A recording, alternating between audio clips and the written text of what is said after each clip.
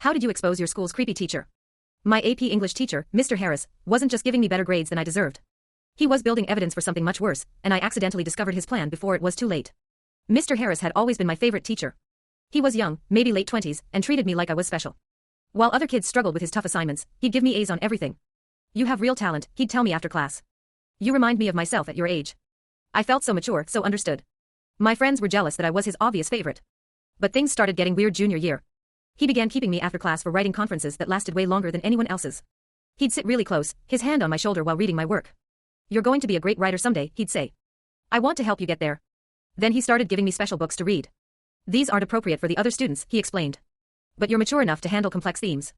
The books were always about older men mentoring younger women, always with inappropriate relationships between teachers and students. When I told my friends, they said I was lucky to have a teacher who cared so much. The turning point came when he offered to help me with college applications. I have connections at several universities, he said. Why don't you come to my house this weekend? The night before I was supposed to go, I was looking for a book he'd lent me and remembered leaving it in his classroom. Since I was student council treasurer, I had a key. I went back to grab it, and that's when I saw a folder with my name on it. Inside were photos of me. Not inappropriate ones, but ones he'd taken without me knowing, walking to class, eating lunch, even getting into my car. There were printouts of all our texts, notes about what I wore each day, a detailed schedule of my daily routine. But the worst part was a document titled Project Development Plan. It laid out steps for grooming a student. Establish special relationship. Provide exclusive attention. Create academic dependency. Initiate after-hours contact. The final steps weren't checked yet. Arrange private meeting. Document compromising situation. Establish control through evidence. I took photos of everything with my phone and showed my parents that night. My dad wanted to call the cops immediately. My mom said we should talk to the school first. But the principal only looked worried about the school's reputation.